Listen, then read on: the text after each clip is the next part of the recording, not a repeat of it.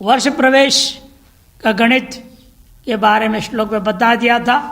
एक दृष्टांत ले रहे हैं, किसी बालक के मान लिया जाए उसके जन्म के शकाब्द है 1894 और इष्ट शताब्द आप निकालना चाह रहे हैं 1904 के। ठीक है, जन्म शकाब्द है 1894 और इष्ट जिस साल का वर्ष प्रवेश निकालना चाह रहे हैं इष्ट शकाब्द 1904। तो घटाएंगे तो कितना बचेगा 10, घटाएंगे तो केवल 10 बचता है।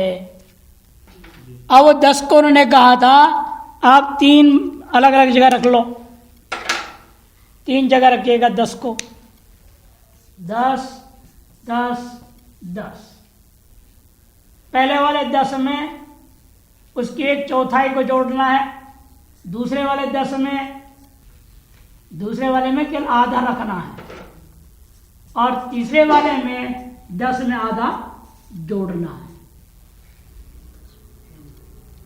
तो 10 के 4 से भाग किया अपने, भाग के कितना बचेगा यहां 2.5 है कि नहीं, 2 30, 10 में अब 2 30 जोड़ो बनेगा ये 12 30 और ये 10 में 2 भाग केवल 5 हो जाएगा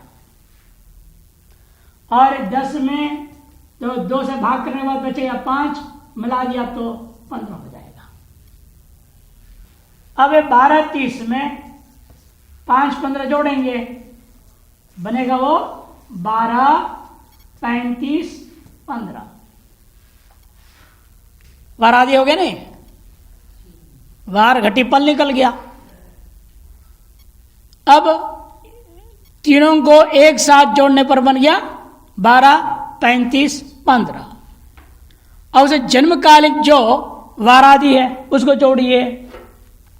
जन्मकालिक वारादि क्या था, जन्मकालिक वार था 5 बुधवार और इष्टकाल था 12:42। वार था बुधवार माने 5, बुधवार का मतलब होता है 5, इष्टकाल है आपका 12:42। ठीक है, अब उसको आपने जोड़ दिया, वर्तमान में आया हुआ 12 35 15, फिर जोड़ देंगे तो 17 47 57 हो जाएगा। 17 47 57 हो गया। 17 वार तो होते नहीं ना, वार कितने होते हैं 7 होते हैं। 17 को 7 से भाग कीजिएगा, 7 दूनी 14, शेष बचेगा 3। इसे वार हो गया, वार संख्या 3। इसलिए इसकी कितनी थी 1909। 1909 शक में वर्ष प्रवेश बनेगा, 3 वार है, घटी 47 57 पल पे प्रवेश हुआ। वार 3 का मतलब क्या हुआ, रविवार सोमवार मंगलवार, मंगलवार माना जाएगा। मैंने मंगलवार के दिन जन्म हुआ तो शुक्रवार को, लेकिन आपके 1904 संवत पे उसका वर्ष कुंडली जो बनेगा, वर्ष प्रवेश हुआ है उसको मंगलवार के दिन। मंगलवार के दिन वो भी जन्म का घड़ी भले क्या था 12:42 था और जन्म के यहाँ पर जो है वर्ष प्रवेश की घड़ी जो है बन रहा है 47 57। वर्ष प्रवेश का घटिपल है 47 57। इस प्रकार से जन्म शुक्रवार को 12:42 पर हुआ था जो, अब उसका वर्ष प्रवेश जब 10 साल का बच्चा हुआ, 11वें साल का जो वर्ष प्रवेश है वो हुआ उसका मंगलवार के दिन और 47 57 घटिपल पे ये गणित बना। 11 वर्ष का ये प्रवेश निकल गया। इस प्रकार से मानसागरी का अंतिम गणित भी ये समाप्त हो गया, ग्रंथ भी समाप्त हो गया। लेकिन ग्रंथ में टीकाकारों ने, मैंने अनुवाद करने वाला जो हिंदी में अनुवाद किए हैं विद्वान, उन्होंने परिशिष्ट बनाया। इससे पहले भी जो मानसागरियाँ छपी है उन लोगों ने भी परिशिष्ट बनाए हैं। इसमें हम लिख रहे देखो, मानसागर की उपलब्ध प्रतियों में मानसागरीय परिशिष्टम के अंतर्गत कुछ प्रारंभिक ज्योतिषीय शास्त्रीय विषय दिए गए हैं, परंतु सभी संस्करणों में अलग अलग विषय है। हर संस्करण वालों ने अपना परिशिष्ट अलग अलग बना दिया। इसका मतलब क्या है? मूल ग्रंथकार ने कोई परिशिष्ट बना ही नहीं था, ये सिद्ध हो जाता है। अतः यह स्पष्ट है कि मानसागरी का परिशिष्ट टीकाकार या संपादकों द्वारा प्रारंभिक ज्ञान हेतु दिया गया है। इस परंपरा का पालन करते हुए वर्तमान जो हिंदी जो कौन है, रामचंद्र पांडे जो इस हिंदी के टीकाकार है, उन्होंने भी अपना एक परिशिष्ट बना दिया। कुछ आवश्यक सामग्री का संकलन किया जा रहा है। आशा है कि पाठकगण इस परिशिष्ट से लाभान्वित होंगे। सबसे पहले जो आपने यद्यपि ये सब पढ़े हैं, जो पढ़े बाल बोधनी ब्रज ज्योतिष सार अपने पढ़े थे, उसमें आया था। दो बार यहाँ पर आप देख सकते हैं इष्टकाल निकालना। सबसे पहले इष्टकाल निकालने की बात कह रहे हैं। इष्टकाल वहाँ पर 4 प्रकार से निकालने का बताया था, और यहाँ बता रहे 3 प्रकार से ही हो सकता है। इष्टकाल के लिए क्या करना है? सूर्योदय के पश्चात तथा दिन में 12:59 से पहले, 1 बजने से पहले, दोपहर का 12:59 कहाँ से? सूर्योदय से। एक भाग ले लिया आपने। इस बीच में जो बच्चा पैदा होगा, यहां से लेकर के रात्रि का 12 बजे 59 तक लेंगे रात्रि, और ये जो है दिन में। फिर 12 बजे से 59 अगले दिन का सूर्योदय, अगला सूर्योदय। इस तरह से 3 भाग में जन्म लेने वालों की व्यवस्था ये करने जा रहे हैं।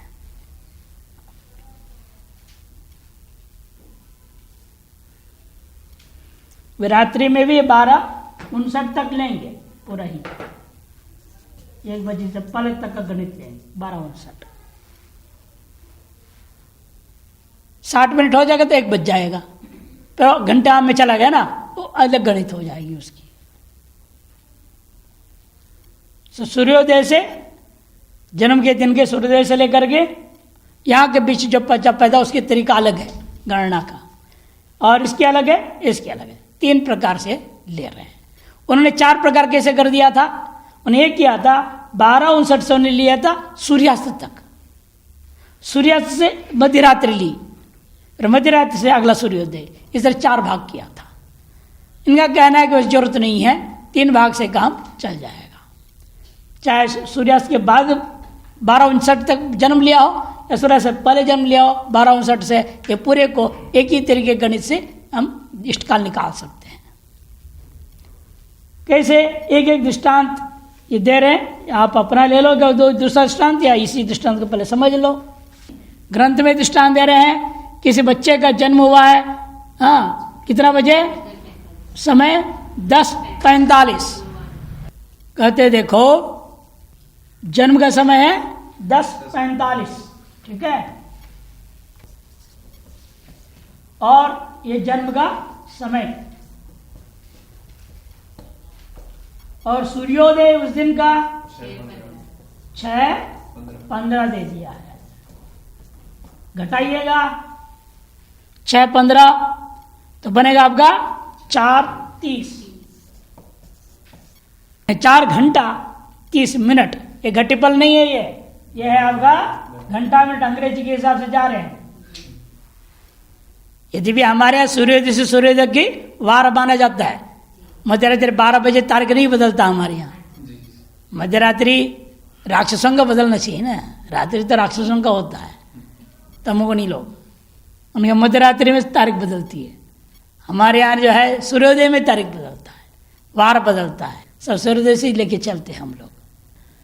उनका कहना है कि देखो तो समय 4:30 हो गया, शेष जो 4:30 है उसको 2.5 से गुणा कर उसको घट्टीपल बना दो। अभी इसको घटफल कैसे बनाएंगे? 2.5 गुणा करना पड़ेगा घंटा मिनट को, तो कितना बनेगा? 15, 4 10 11, 11 15 बन जाएगा। 2.5 गुणा है ना, 4 को 2 बार ले, 4.5 2 बार लिख दिया, उसके आधे 1 बार लिख दो, 2.5 गुणा हो गया। एक तो एक तरीका है, नहीं तो गुणा करके कर लो। दोनों तरीके लिख दिया उन्होंने। 4.5 को 5/2 से करके 11 15, 4.5 4.5 और 2.25 को मिला करके 11 15 इष्टकाल बन गया। ये बच्चे का इष्टकाल कहा जाएगा। अब इसी प्रकार से अब हम लेंगे 12:49 के बाद का दृष्टांत। 12:49 के बाद ये ले रहे बच्चे का जन्म जो हुआ है 1 बजे से मध्याह्न के 1 बजे 12:49 के बाद से 59 के बाद 1 बजे से रात्रि 12:59 तक का जन्म समय में 12 जोड़कर सूर्योदय घटाकर शेष का 2.5 गुणा करने पर इष्टकाल निकलता है। ये जन्म का समय ने ले लिया 7:42, 7:42 जन्म समय है ये। इसमें आपने जोड़ना है 12 घंटा। सूर्योदय से लेनी है ना, सूर्य से यहां तक लेनी है, तो 12 और 7 19 42।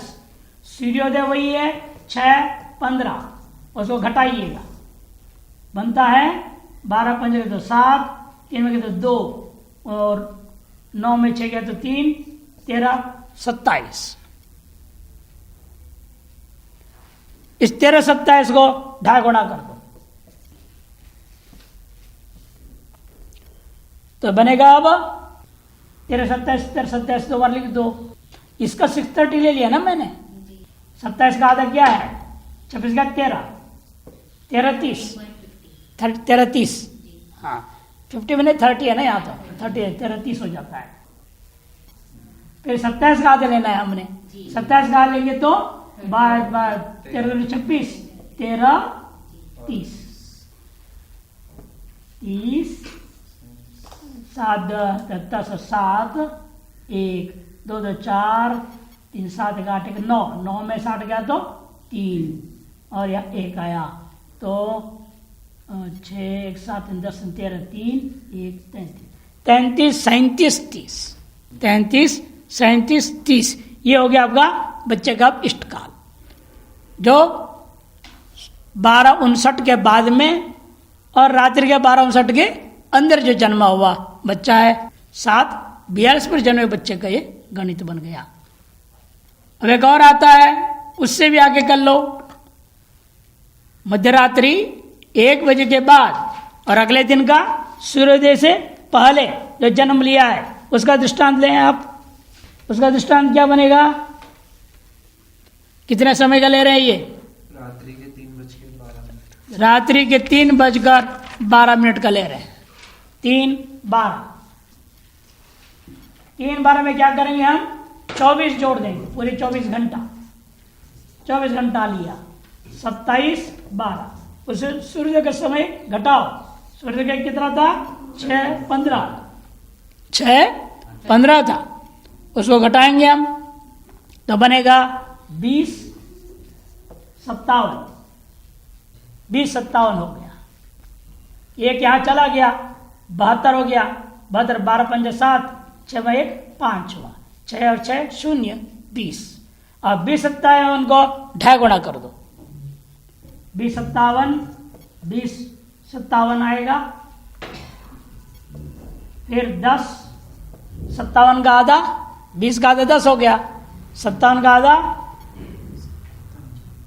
25 3 दूना 6 28 28 30 28 30 हो जाएगा। अब यहां जोड़ेंगे तो बनेगा 14 8 32 14 8 22 2 2 5 7 10 2 14 142 और यहाँ 50 60 तो 120 जाएगा। 60 गुणा 120 जाएगा तो यहाँ बचेगा, इसलिए 52 22 30 ये इष्टकाल। 52 22, 30।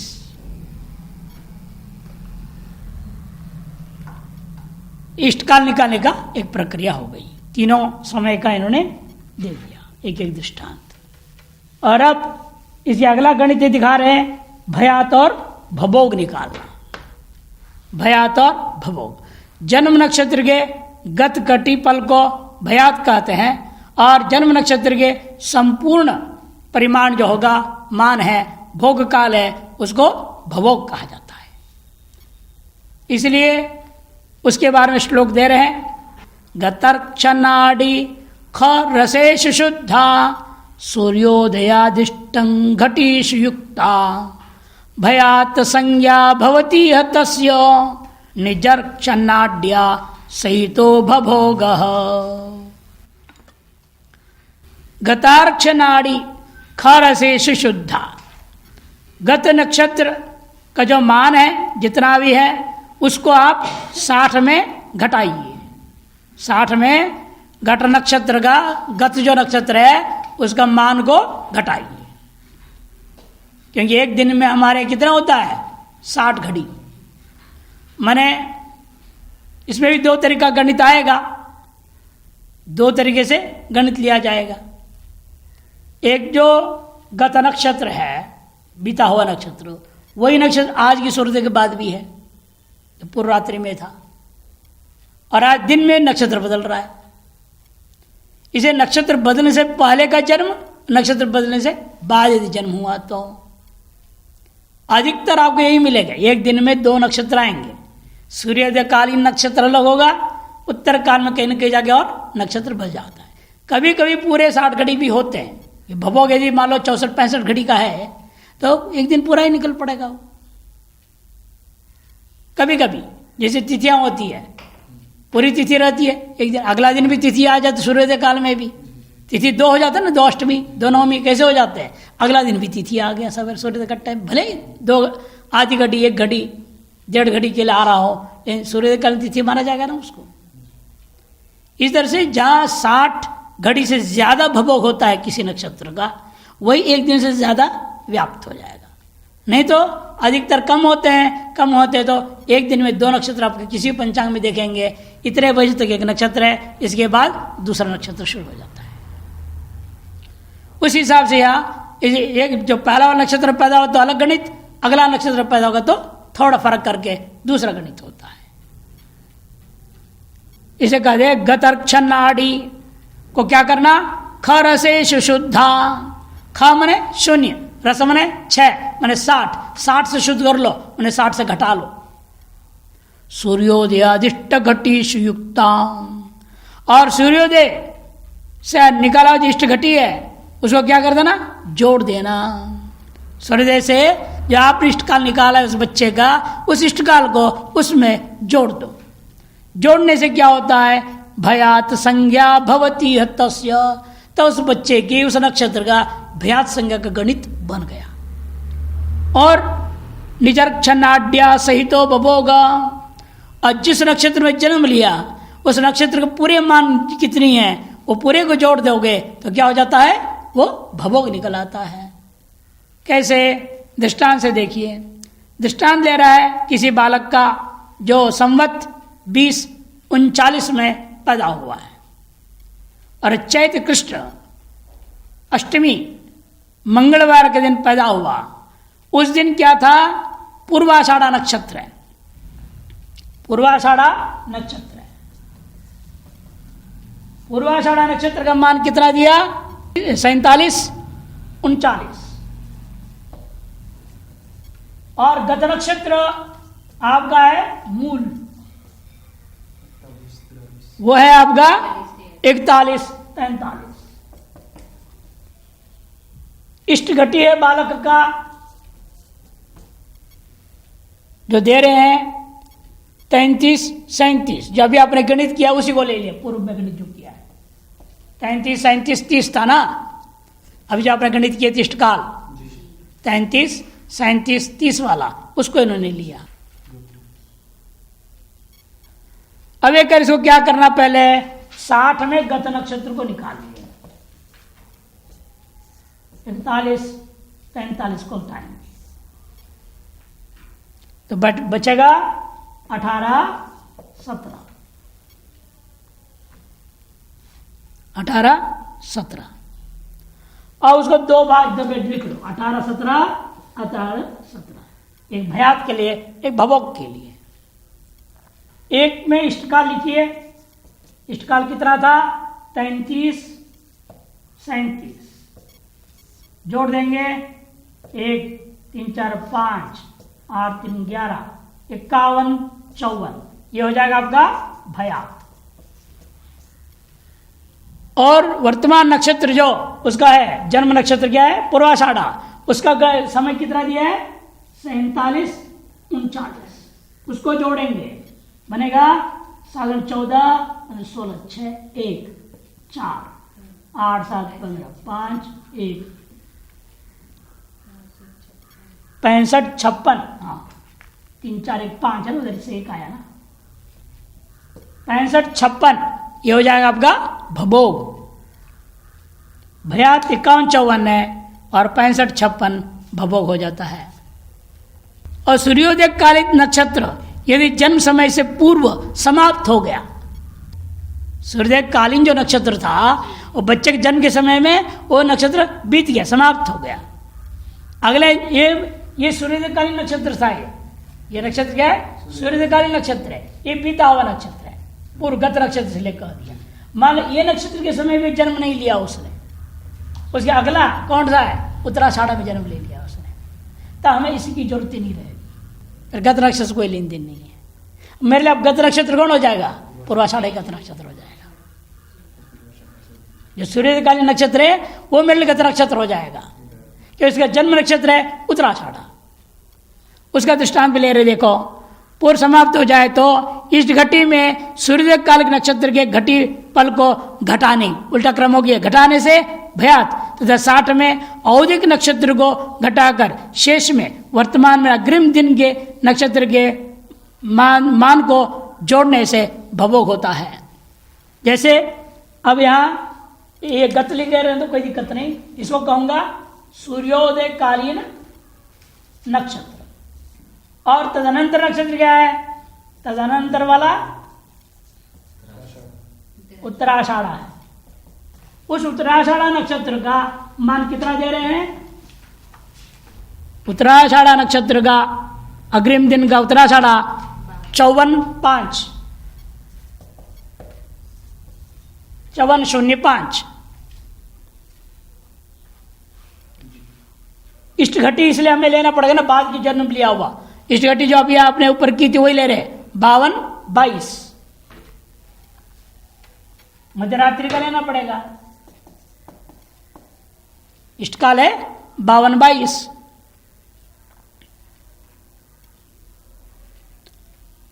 अब आपको कह दिए इष्ट घटी जो निकाला है 52 22 उसमें क्या करना, जो सूर्यकालीन नक्षत्र क्या था पूर्वाषाढ़ा वो कितना था 47 39 उसको क्या करना है घटाना है, घटाएंगे तो क्या बचेगा 4 43 होना चाहिए। औदिक नक्षत्र सूर्योदय औदिक बोलते हैं सूर्योदय, सूर्योदय कालीन जो नक्षत्र था 46 के सेवा, लेकिन ये देख रहा हूं 446 लिख दिया इन्होंने। 12 में 9 जाएगा, 12 में 9 3 ही तो बचेगा ना, 12 में 9 जाएगा तो 3 आएगा यहाँ, इधर से 60 घड़ी आ गया ना, 60 घड़ी का मतलब क्या है उसे 82 बनेगा, 60 पल 82 उधर गया और उसमें 39 निकालो, 12 में 3 7 पे 3 गया तो 4 43 होना चाहिए, 46 गलत छपा है, गलत छपी। और इधर आपका बचेगा तब 51, 11 में 7 गया तो 4 बचेगा, 4 43 हो गया वो 4 43 ये आपका बन जाएगा, इसलिए भैया या ये उत्तराषाढ़ा में इतना समय बीता था, पूर्वाषाढ़ा का समय निकाल दिया, जन्मगिष्ट काल में इतना समय निकाल दिया, उत्तराषाढ़ा इतने समय बीत चुका है। 4:43 तो भयात बन गया 4:43।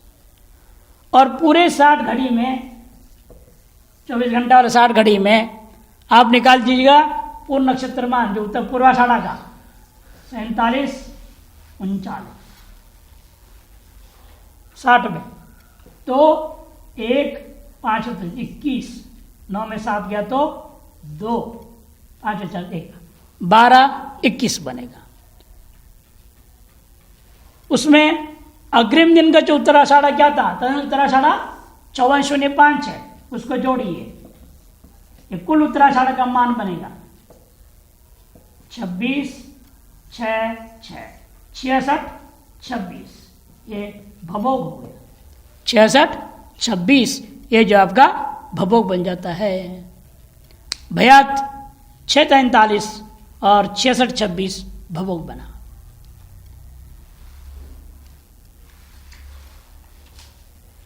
और भयात भभोग के बिना कोई भी ग्रह स्पष्ट की गणित नहीं होता है। पहले इष्टकाल निकालना पड़ता है, इष्टकाल से भयात भभोग निकालेंगे, भयात भभोग से अब लग्न निकालना और आगे ग्रह स्पष्टों को निकालना। लग्न का तो पूर्व विचार जा चुका है, इसे परिशिष्ट दोबारा हो नहीं दे रहे हैं, किंतु यहां सीधे चंद्र साधन की सुगम विधि आरंभ करते हैं। देखिए कैसे है,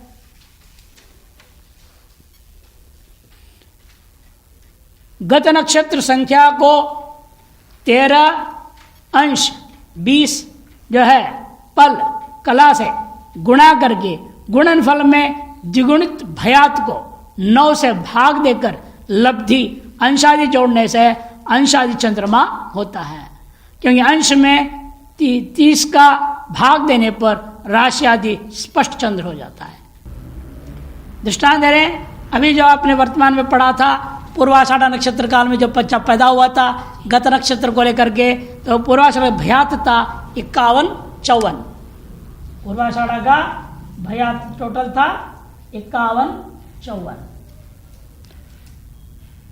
और भभोग 65-56 ये भयात था और ये भभोग, भयात और भभोग। और गत नक्षत्र की संख्या जो है वो 19 है। गत नक्षत्र कौन था? मूल। मूल का संख्या है, अश्विनी से गिनने करोगे 19 है।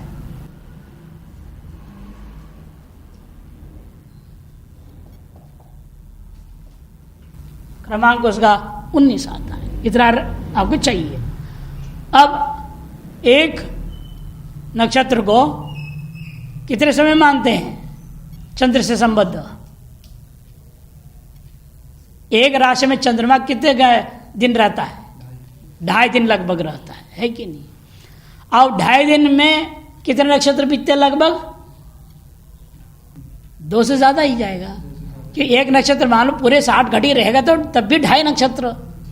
60 घड़ी सब होते नहीं, ये तो है 65 घड़ी है। ये 55 से लेकर के 65 तक लगभग चला जाता है। कम रहेगा तो लगभग कभी कभी 3 नक्षत्र भी हो जाते हैं, कभी 2.5 नक्षत्र तो रहेगा ही। अब इसलिए उसको भाग करेंगे हम एक नक्षत्र का, एक नक्षत्र कितना बैठेगा? वो 13 अंश 20 कला, 13 20 और बचता है उसमें आपका 3 20, तो बन जाता है 30 अंश पूरे, एक राशि पूरा हो जाता है। एक नक्षत्र का मान लगभग 13 अंश 20 पल तक चंद्र संबंध रहेगा। 2.5 भी नहीं ले रहे, ये 2 गुणा होगा ना, इसकी 1/4 क्या बनेगा? 13 का 1/4 12 या 24, 1/4 ले रहे हैं, माने 2.25। 2.5 नहीं ले रही है, 2.25। चंद्र है 30 अंश का, एक नक्षत्र दूसरा नक्षत्र तीसरे का केवल इतना ही रहेगा, माने 2.25 नक्षत्र मान करके गणित कर रहे हैं। 13 20 इसे 13 20 3 20 जोड़ूंगा तो पूरा 30 अंश बन जाता है। इसे ने कहा कि उसको क्या करना है, इसे 19 को 13-20 में गुणा कर दो। ये जो एक नक्षत्र सामान्य है आपका 13-20, उसको गत नक्षत्र पर्यंत के पूरे समय निकालना है, कितना अंश बीता है उस चंद्रमा में, हाँ, उसके लिए 19 से भाग कर देंगे, नहीं बने गुणा करेंगे, 19 से गुणा कर देंगे। 19 से गुणा किया तो कितना बनेगा 253-20 कि 19 दूना क्या हो जाता है 380 हो जाता है। ये 60 में भाग करो 60 निकल जाएगा, 360 निकला, 20 बचेगा, 6 यहाँ जोड़ूंगा, 13 × 19 कर 6 जोड़ो 253 आ जाएगा। तो 253-20 लिया। 13 × 19 कितना है 9 × 27 7 2 11 और 13 7 247 हो गया। उसमें हमने जोड़ूंगा 6, ये हुआ था ना 19 × 20 कितना हुआ था 380, उसको आपने 60 से भाग कर दिया तो 6 में गया था 360, बचा कितना 20, वो 20 को आपने लिख दिया है। अब ये जो 6 आया है घड़ी, वो 6 से जोड़ा तो 253 20 हुआ। ध्यान में आ गया ना। तो 253-20 ये गणित आपका आ गया। जब अब बीते हुए अभी तक चंद्र से संबद्ध जो 19 नक्षत्र बीते हैं वहां तक का गणित हमें कुल समय इतना हो गया।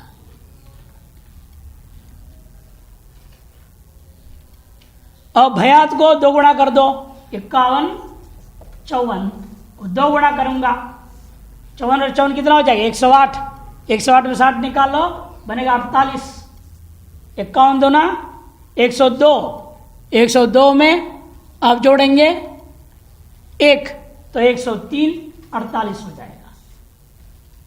253-20 और 103 48 इष्टकाल को 2 गुणा करने से निकला,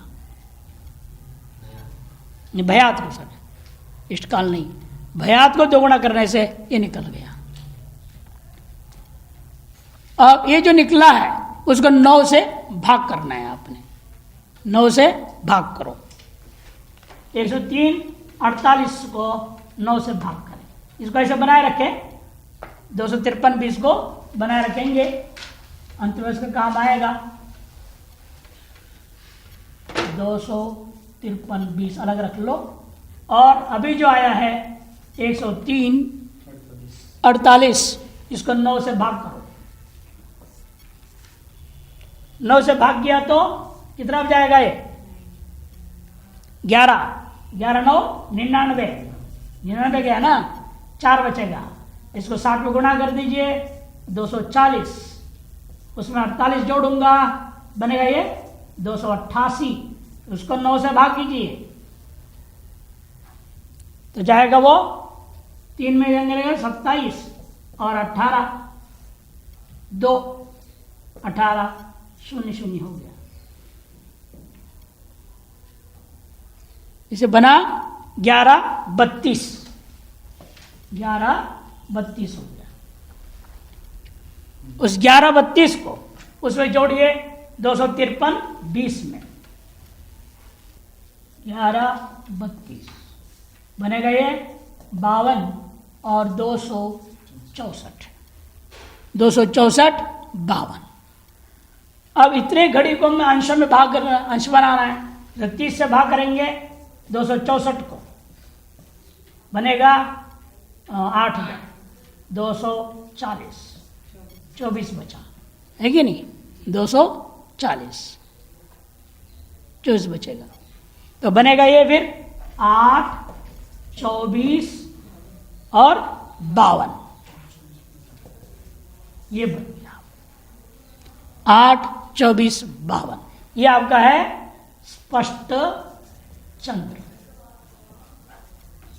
स्पष्ट चंद्र। ये मोटा मोटी सरल तरीका बता रहे हैं, नहीं तो पूरा आप जब पंचांग में देखेंगे पूर्व दिन नक्षत्र कितना चंद्रमा क्या स्थिति थी, अगला दिन का वो अलग है तरीका गणित करने का, वो सूक्ष्म गणित है, ये स्थूल गणित है।